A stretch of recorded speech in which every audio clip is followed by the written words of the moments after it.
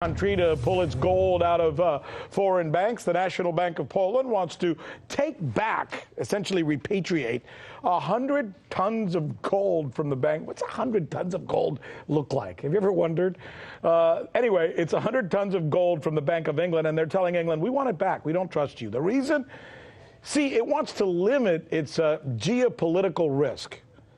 But you think, what is more geopolitically safe than the UK, right? The UK, my gosh, well, maybe not. Apparently, there is a reason for concern for many countries. To answer this, we are joined now by Peter Schiff, who is the CEO of Euro-Pacific Capital, and he's good enough to join us.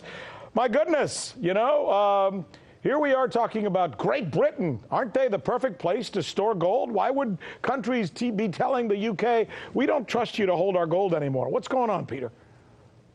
Well, you remember, way back when the UK dumped all their gold. I think they sold all their gold when it was under $300 an ounce.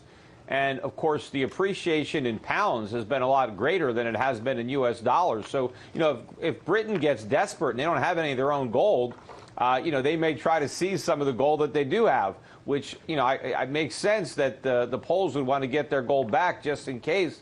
One of the good things about gold is that you don't have any counterparty risk. It's not somebody else's liability, but one risk you take is storing it with a third party, because what if they don't give it to you when you need it? So I think it's not that foreign central banks are wanting more gold, because they're preparing for a post-dollar world where gold is going to be the primary reserve asset backing up currencies, not dollars. But not only do foreign governments want more gold, but they want that gold in their own possession. They want to make sure they have it when they need it. I'm also thinking, and I understand your point, and I take it very well, and it's very well reasoned and thought through, obviously, from someone like yourself who deals in gold all the time. But I'm also thinking that UK recently has done a couple of things that make me think, look, you could love Venezuela, think they're communists, think they're wonderful, hate them, whatever, right?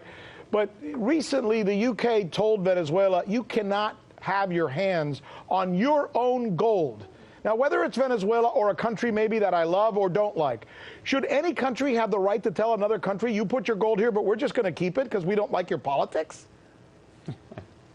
Well, I guess that's what they call sovereign immunity. But, now you run the risk of people not wanting to store their gold with you if you're going to come up with excuses not to give it back.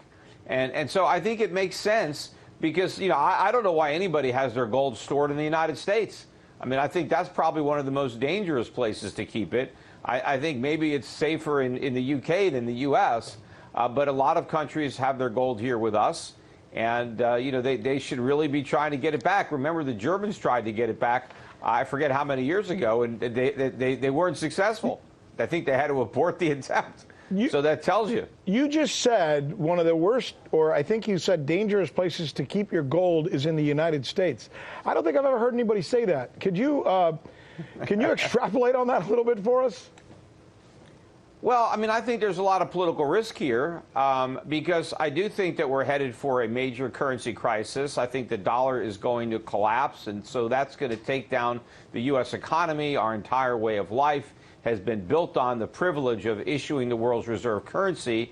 And when the dollar loses that status, I mean, all hell's going to break loose here in the U.S. And, I don't know what is going to happen.